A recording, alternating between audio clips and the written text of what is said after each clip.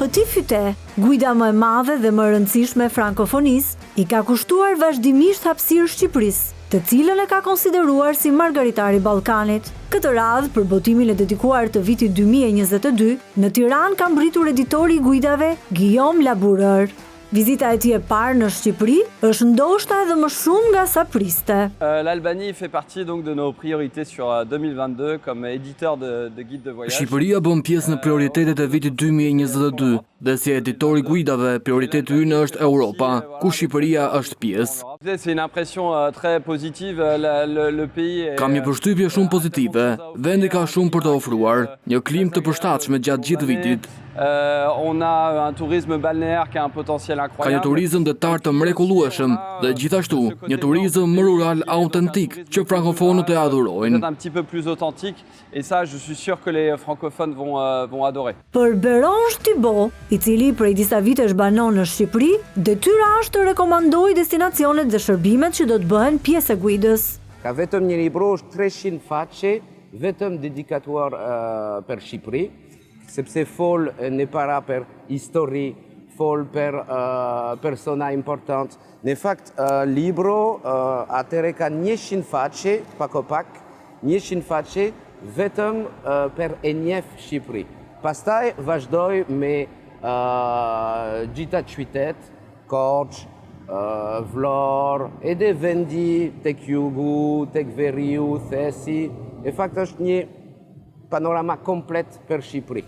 Sipas tij, agroturizmet dhe zonat jo shumë të promovuara janë trendi i kërkesave që të paktën turistët frankofon synojnë së fundi. Për libro i ri, ka një rinovim komplet brenda libro, me foto e re, në fakt, edhe ka një update, një rinovim për çdo qytet. Edhe ka një fokus, në fakt, për produkt, për ushqim. Turisti huaj përshen vendi i lirë. Jo shumë qyteti, pse përshen Mali, përshen Liçeni, përshen me herë, me hapësirë. Edhe tani është pak fokusuar tek vendi që nuk e njeh para. Një ekzamp, në jug, Leshnica, Drovjani, Dropuli, te vendi pak e humbur. Ndërsa ka arritur që gjatë qëndrimit të tij në vend të prek disa nga destinacionet kryesore, Guillaume duket se i ka tashmë të qarta preferencat e tij. J'ai vu Tirana, j'y ai passé quelques jours. Kam parë Tiranën, një qytet shumë dinamik, dhe pastaj kam kaluar kohë në Korçë dhe Berat. Mendoj se ajo që vlen këtu është diversiteti. Korça është vendi që më ka tërhequr shumë, pak frankofile, por dhe Tirana, e dua shumë këtë qytet. Et j'ai beaucoup aimé cette ville. Megjithatë, ai mendon se pavarësisht se është në rrugë të mirë, vendi ka nevojë të promovohet. Je pense que l'Albanie a encore besoin de se faire connaître. Shqipëria ka nevojë të njihet, është më pak e njohur në krahasim me vendet e tjera të Ballkanit. Kjo është puna jonë sot dhe kemi qenë të parët botues para 8 vitesh për të realizuar një guid për Shqipërinë dhe e kemi bërë. Ne kemi dhënë informacion për këtë vend, tek shumë francezë dhe ky vend ka nevojë të ketë informacion. Je pense que l'Albanie est sur le bon chemin en tout cas. Mendoj se Shqipëria është në një rrugë të mirë të zhvillimit turistik. Shpresoj të jetë gjatë.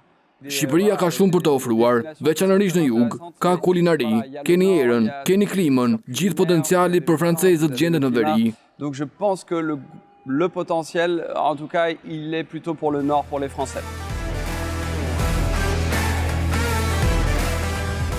Botimet e Petit Fyte janë për zonat frankofone, po aq influente sa që është The Lonely Planet për zonat anglisht folse.